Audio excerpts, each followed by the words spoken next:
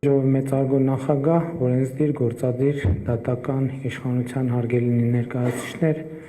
պետական մարմինների հարգելի ներկայացուցիչներ, հարգելի դատախազներ, հարգելի դեսպաններ, միջազգային հյուրեր, հարգելի տիկին գլխավոր դատախազ, շնորհավորում եմ բոլորիս դատախազության աշխատողի օրվա առիթով եւ պիտի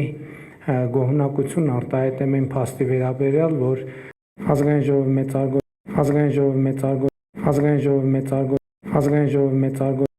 ժողովի մեծարգո նախագահ, օրենսդիր, գործադիր, դատական իշխանության հարգելի ներկայացուցիչներ, պետական մարմինների հարգելի ներկայացուցիչներ, հարգելի դատախազներ, հարգելի դեսպաններ, միջազգային հյուրեր, հարգելի տիկին գլխավոր դատախազ, շնորհավորում եմ բոլորիս դատախազության աշխատողի օրվա առիթով եւ պիտի գոհունակություն արտահայտեմ այն փաստի վերաբերյալ, որ դատախազության աշխատողի օրվա միջոցառումների տրամաբանությունը եւ բովանդակությունը փոխվում է եւ ըստ էության, եթե չեմ սխալվում, արդեն երկրորդ տարին միջազգային կոնֆերանսի ձևաչափով է անցկացվում եւ սա կարծում եմ ամենալավ ձևերից մեկն է անդրադառնալու դատախազության գործունեությանը եւ իհարկե կիսելու փորձը մյուս գործընկերների հետ եւ մյուս գործընկերներից լսելու իրենց փորձի մասին, որովհետեւ օրենքը, իրավունքը զարգանում է եւ ինչքան մենք լինենք միջազգային հաղորդակցության մեջ, այնքան ավելի արդյունավետ կլինենք Հայաստանում արդարության եւ արդարադատության հաստատման թույլ տվեք ասել համաժողովրդական ակնկալիքը իրականություն դարձնելու ճանապարհին։ Այս տարվա քննարկումը նվիրված է ապօրինի գույքի բռնագանձման համակարգին եւ դրա հետ կապված մի շարք հարցերի եւ ես ուզում եմ առիթը օգտագործել մի կարեւոր իմ կարծիքով թյուր ըմբռնում պարզաբանելու համար։ Կա ընդհանուր ընկալում եւ այդ ընկալման պատճառները պարզ են, որ ապօրինի գույքի բռնագանձման համակարգը եւ ինստիտուտը ուղղված է կամ գործում է նախկին պաշտոնյաների գործունեության համատեքստում, բայց թույլ տվեք ասել, որ սա թյուր ըմբռնում է, որովհետեւ ապօրինի գույքի բռնագանձման համակարգը իրականում ընթացիկ հակակոռուպցիոն պայքարի կարևորագույն գործիքներից եւ միջոցներից մեկն է, որպեսզի այս պահին գործող պաշտոնյաները այդ ազդակը ստանան, որ գույքի նկատմամբ անառողջ եւ ոչ օրինական ուշադրությունը ինքը հեռանկար չունի, որովհետեւ այս պահից պետք է կանխատեսելի լինի, թե դա ինչի է բերելու եւ ինչի է հանգեցնելու եւ այս առումով ապօրինի գույքի բռնագանձման ինստիտուտը, որի լիարժեք գործարկման հարցում իհարկե եւ ժողովուրդը եւ կառավարությունը մի քիչ անհամբեր են,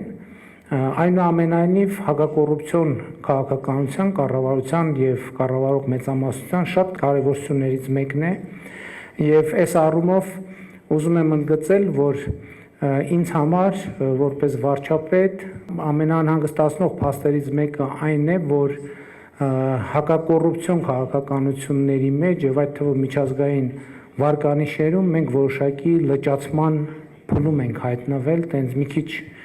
այդ լավ է, որ մի քիչ հետ են գնում, մի քիչ առաջ են գալիս ու տենց ինչ որ տեղապտույտի վիճակի մեջ են, բայց սա իրականում անհանգստացնող փաստ է, որի հետ մենք որևէ կերպ չենք կարող համակերպվել, որովհետև մեզ համար սկզբունքային է, որ մենք հակակոռուպցիոն քաղաքականության ոլորտում անընդհատ եւ սկզբունքային եւ հետեւական առաջընթաց արձանագրենք եւ իհարկե նաեւ ես առիթ ունեցել եմ ասելու, հիմա էլ ուզում եմ ընդգծել, որ կառավարությունը, նոր ձևավորվող կառավարությունը եւ խորհրդարանական մեծամասնությունը առաջնային խնդիր է համարում ժողովրդավարական բարեփոխումների ամբողջ փաթեթը պայմանական ասած վերագործարկելու կամ թարմացնելու կամ ռեստարտ անելու process-ը եւ սա շատ կարեւոր է մեզ համար։ Իհարկե նաեւ մենք ունենք մի խնդիր, որը նաեւ այդ թվում դատախազության գործընկերների հետ համագործակցությամբ պետք է լուծենք արդարադատության մարմինների, կառավարության, խորհրդարանի ի վերջո անհրաժեշտ է ձևակերպել հստակ հանրային կոնսենսուս, թե ինչ է արդարություն եւ ինչ է արդարադատություն, որտեղ թվում է թե պարզ եւ հասկանալի բառ է, բայց դա երբ որ գալիս ենք պրակտիկ տիրույթ, ակնհայտ է դառնում, որ կան հարցեր, որոնց պետքա պատասխանել։ Ես մեր իրականության մեջ այդ բացը նկատում եւ զգում եմ, որ հանրային կոնսենսուս չկա, կամ հանրային կամ պետական կարգախոս կամ ուղերձ չկա, թե արդարությունն ու արդարադատությունը ինչ է։ Իմ պատկերացմամբ արդարադատությունը եւ արդարությունը ինքը դիտարկվում է միայն եւ միայն բացառապես լեգիտիմության համատեքստում, որովհետեւ այն ինչ առավելագույնս համապատասխանում է լեգիտիմությանը, առավելագույնս համապատասխանում է արդարությանը եւ արդարադատությանը։ Այստեղ ամենակարևոր դրույթը սրանից հետո այն է, որ լեգիտիմության մի աղբյուր կա եւ այդ աղբյուրը սուվերենն է Հայաստանի Հանրապետության ժողովուրդը։ Եվ չի կարող արդարությունն ու արդարադատությունը ինստիտուցիոնալ մակարդակում կտրված լինել լեգիտիմությունից։ Ես առիթ ունեցել եմ ասելու եւ հիմա էլ եմ ասում, իմ կարծիքով մեր իրավական սոցիալ հոգեբանության մեջ այս խնդրը լրջորեն գոյություն ունի։ Արդարությունը եւ արդարադատությունը ճեղք ունեն լեգիտիմության, այսինքն ժողովրդի հետ։ Ես չեմ ասում, թե ժողովրդի ընկալումներն ու ցանկությունները պետք է ինքնաբերաբար արտահայտվեն արդարության եւ արդարադատության տեսքով։ Ընդհակառակը, արդարության եւ արդարադատության ինստիտուտները ժողովրդի ցանկությունները պետք է սահմանափակեն իրավունքով շահերի պաշտպանությամբ, եթե պայմանականորեն ասենք, նույնիսկ այն տեղերում, որտեղ ժողովուրդը վրեժի կամ վենդետայի ցանկություն ունի, արդարության եւ արդարադատության ինստիտուտները հենց սա պետքա սահմանափակեն, բալանսավորեն եւ բերեն ճիշտ տրամաբանության մեջ, որպեսզի նաեւ պոտենցիալ մեղադրվողների կամ ամբաստանվողների շահերը եւ իրավունքները պաշտպանվեն։ Բայց ես կարծում եմ, որ իրականում այս բանաձևը մեզ չի հաջողվել Հայաստանում ներդնել առաջին հերթին, ելի եմ ասում իմ կարծիքով իրավական մենթալիտետի պատճառով եւ իրավական սոցիալ հոգեբանության պատճառով, եւ ես կարծում եմ, որ անխուսափելի է դրա մասին մենք խոսել ենք, մենք այս խնդիրների լուծման հետևից պետք է գնանք երկու ուղղությամբ։ Առաջինը մեր սահմանադրական կարգի լեգիտիմության լիարժեք հաստատմամբ, այսինքն սահմանադրական կարգ, որ հաստատվել է ժողովրդի ազատ կամ արտահայտությամբ, եւ երկրորդը իրավական եւ իրավաբանական կրթության ոլորտում մեզ անհրաժեշտ են լրջագույն բարեփոխումներ եւ փոփոխություններ, եւ ես վստահ չեմ, որ Հայաստանում իրավական եւ իրավաբանական կրթությունը զարգանում է համահունչ այն տրամաբանությամբ եւ այն տրամաբանությունների, որ տեղի է ունենում աշխարհում եւ որ տեղի է ունենում Հայաստանի Հանրապետությունում։ Եվ մենք այս ճեղքի հարցը պետք է լուծենք, ուզում եմ նաև ասել, որ սրանք թարմ տպավորություններ են նաև նախընտրական քարոզարշավից, որովհետև ասել եմ երևի, էլի ուղիղ ուզում եմ խոստովանել, որ նախընտրական քարոզարշավի ընթացքում ինձ համար ամենամեծ դժվարությունը եւ բարդությունը ծագել է այնտեղ, որտեղ ես ստիպված եմ եղել պատասխանել մարդկանց հարցերին Հայաստանի Հանրապետությունում արդարության եւ արդարադատության բացակայության վերաբերյալ։ Եվ սա էլի եմ ասում, ես հասկանում եմ եւ ընդունում եմ, հարգում եմ իշխանությունների տարանջատման, բաժանման սկզբունքը, բոլոր միջազգային չափանիշները եւ այլն եւ այսպես շարունակ։ Բայց նաեւ դատական համակարգի ներկայացուցիչների հետ եմ այս թեման քննարկել, նաեւ տարբեր իրավապահ մարմինների հետ եմ այս թեման քննարկել։ Ի վերջո բոլոր այդ ոլորտին վերաբերող հարցերը հնչում են ինձ, ոչ մեկ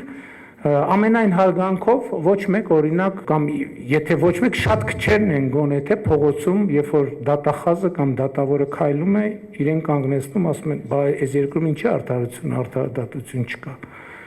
Այդ բոլոր հարցերին պատասխանում եմ ես կամ քաղաքական ներկայացուցիչները եւ ես ակնկալում եմ, որ Հայաստանում դատաիրավական համակարգը ինձ մատակարարի այդ հարցերի պատասխաններով, որովհետև պետք է ուղիղ ասեմ, ես այդ հարցերի պատասխանները չունեմ, այդ հարցերը իմ մոտ են ծագում, բայց այդ հարցերին պատասխանելիս կամ այդ հարցերը բարձրացնելիս նաև ես եմ կաշկանդված իմ լիազորություններով եւ իմ լիազորությունների սահմանով, բայց քաղաքացին Հայաստանի ժողովուրդը ոչ մի բանով կաշկանդված չի։ Նա ունի հարցեր եւ այդ հարցերին պետքա տրվի պատասխաններ։ Եվ ամենատարբեր օբյեկտիվ եւ սուբյեկտիվ պատճառներով ես նախորդ 8 տարիներին անընդհատ հասկացել եմ, որ դեռ էլի ինստիտուցիոնալ զարգացումներ, դեռ էլի բարեփոխումներ եւ այլն եւ այդպես շարունակ, բայց ուզում եմ ասել նաեւ, որ Հայաստանի կառավարությունը իմ կարծիքով Հայաստանում արդարության եւ արդարադատության հաստատման համար ըստ էության բոլոր այն հարցերը կամ հարցերի առնվազն մեծամասնությունը, որ կառավարության առաջ դրվել է, մենք այդ հարցերը լուծել ենք։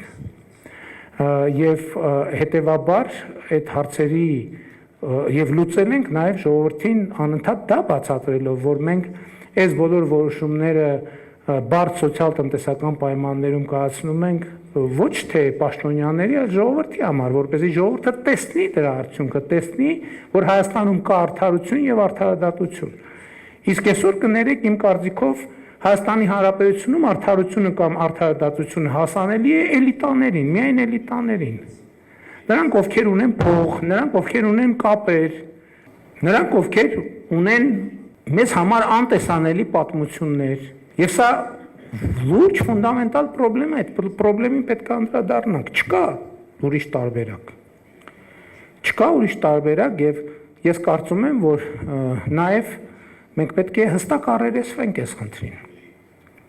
Եթե արդարությունն ու արդարադատությունը հասանելի է էլիտարներին, ուրեմն դա չկա ուղղակի, չկա։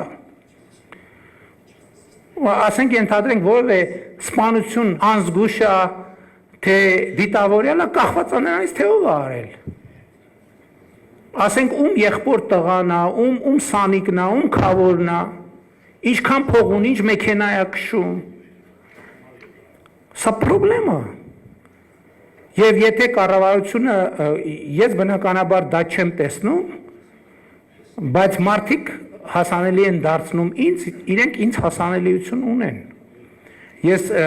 չեմ կարող իհարկե իրավական վերլուծություններ անեմ եւ էդ էլ ասեմ, գուցե թե մաքուր իրավական վերլուծությունը ելի մեզ բերի նույն հետևություններ, բայց ես ասում եմ տպավորությունների մասին։ Եվ տպավորությունը ընդհանուր առմամբ շատ վատ է, հարգելի գործընկերներ։ Եվ ես ելի եմ ասում, դա տեսել եմ նախընտրական քարոզարշավի ընթացքում, ինչով առանձնահատուկ նախընտրական քարոզարշավը, որովհետև կարճ ժամանակահատվածում շփվում ես հանրապետության բնակչության բոլոր շերտերի հետ։ Ուրիշ ժամանակներում լավ մի դեպք առնում, ասում ես երևի առանձին մի դեպք է, երկու դեպք առնում, ասում ես երևի առանձին, բայց երբ որ այդ հարցը ամեն օր ծագում է, նշանակում է մենք այստեղ համակարգային խնդրեմ ունենք, համակարգային խնդիրներ ունենք։ Նաև ուզում եմ ասել, որ համակարգային խնդիրը նաև այն է, երբ որ շատ հաճախ առաջնորդությունը փոխվում է, բայց համակարգը մեկագործում է իր տրամաբանությամբ։ Առնվազն այն պահին, երբ որ մի հատ հայացքը այս կողմ ես անում, համակարգը էլի սկսում է գործել իր տրամաբանությամբ։ Իսկ որևէ մեկը չի կարող 24 ժամ հայացքը նույն կետի վրա պահել եւ մանրադիտակով, մանավանդ մեծ համակարգերի պարագայում։ Որտեղ մենք համակարգեր ունենք, հազարավոր մարդիկ կան այդտեղ աշխատող, ովքեր որոշումներ են կայացնում, ունեն այդ լիազորությունները։ Եվ ես կարծում եմ, որ սա էլ մի հարց է, որին մենք պետք է անդրադառնանք, եւ իհարկե հիմա մենք փառք Աստծո ապօրինի գույքի բռնագանձման համակարգով մենք այսօր արդեն ունենք օրինական ուժի մեջ մտած դատավճիռներ եւ մենք դա տոնում ենք, որ ի վերջո համակարգ եկել է տեղը հասել։ Բայց եկեք այդտեղ խոստովանենք, որ համակարգի լիարժեք գործարկումը ինքը շատ երկար է տևել իրականում։ Ինչի է երկար տևել։ Էլի համակարգային դիմադրության պատճառով։ Որովհետև այդ թեմայի շահառուների քավորները, սանիկները եւ այլն դեռ շարունակում են մնալ այն համակարգերում, որտեղ որոշումները կայացվում են։ Եվ ընդ որում այն չի, որ մենք դրա մասին չենք իմացել, պարզապես 2018 թվականի հեղափոխությունը այս տրամաբանությունն է ունեցել։ Մենք ասել ենք, որ այս է ժողովրդի կամքը եւ նրանք, ովքեր այդ կամքի տրամաբանությամբ կարող են եւ ուզում են գործել, յուրաքանչյուրը պետք է ունենա շանս։ Բայց ճիշտ է, մենք ձև ենք արել, տենց ասել ենք, չենք ուզեցել սրել, բայց մենք պետք է հարց տանք մեզ, այս 5 տարի ինչի ենք սենց անընդհատ ինչի ենք պատտվում նույն կետի վրա։ Այս ստորակետը ոնց որ այդ լավ չի, մի հատ տանենք Վենետիկի հանձնաժողովով, մի հատ է պատտենք մարդու իրավունքների եվրոպական դատարանով, կոնֆերանս անենք եւ այլ, տեսնենք այս ստորակետը ճիշտ տեղում է դրած, թե ճիշտ տեղում չի դրած։ Հետո պարզում են, որ չէ ճիշտ տեղում չի դրած, եւս 2 տարի քննարկում, թե այնուամենայնիվ ստորակետը մի բառ առաջ պետք է տանենք, թե 2 բառ։ Իհարկե ես մեծ հարգանք ունեմ ստորակետների նկատմամբ եւ ամենևին չեմ թերագնահատում դրանց դերը, հատկապես իրավաբանության մեջ։ Բայց այնուամենայնիվ մենք պետք է արագ գործենք։ Եվ այդ թվում այս նախընտրական քարոզարշավը եւ ընտրությունները ձևակերպել են հարցեր։ Եվ այդ թվում դատաիրավական համակարգ այդ հարցերին պատասխանելու երկար ժամանակ չունի, որովհետեւ եթե այդ հարցերին չհնչեն պատասխաններ, կոնկրետ այդ նշանակում է Հայաստանի դատաիրավական համակարգը սաբոտաժի է ենթարկում այդ հարցերին պատասխանելը։ Սա արդեն քաղաքական իրադրություն է եւ այդ քաղաքական իրադրությունը պետք է հասցեագրվի քաղաքական ճանապարհներով։ Բայց մյուս կողմից ես հավատում եմ եւ հույս ունեմ, որ այս ժամանակաշրջանում այդ ըմբռնումը բավականին հուսալի, հենարան ձևավորել է Հայաստանի Հանրապետության դատաիրավական համակարգում։ Հակառակ դեպքում նույնիսկ այսպիսի ժամկետներում այդ համակարգային դիմադրությունը հնարավոր չէր լինի ճեղքել եւ process-ը կմտներ փակուղի։ Բայց լավ լուրն է նա, որ process-ը փակուղի չի մտել եւ ելք միշտ էլ կա։ Եվ ես հույս ունեմ, որ այդ թվում այսօրվա քննարկումների ընթացքում, այդ թվում մեր միջազգային գործընկերների աջակցությամբ մենք այդ ելքերը կգտնենք, որովհետեւ շատ կարեւոր է եւ ես էլի ուզում եմ ընդգծել, այս ամեն ինչը ինչ որ ասում եմ, իհարկե որևէ բան, որևէ միլիմետրով չպետք է աշեղվի մեր միջազգային ստանձնած պարտավորություններից եւ ինչպես մենք ընդունված է ասել եվրոպական այն ստանդարտներից, որը մենք ուզում ենք, որ Հայաստանի Հանրապետությունում գոյություն ունենա։ Եվ սա մի օրակարգ է, որի հետ այդ թվում մեր միջազգային գործընկերների հետ մենք համագործակցությունը հույս ունեմ հնարավորինս կընդլայնենք։ Վերադառնալով դատախազության աշխատողի օրվան, ուզում եմ շնորհավորել դատախազության բոլոր աշխատողներին, նրանց ընտանիքի անդամներին, մեծերին եւ փոքրերին եւ շնորհակալություն հայտնել կատարված աշխատանքի համար եւ իմ աջակցությունը հայտնել բոլոր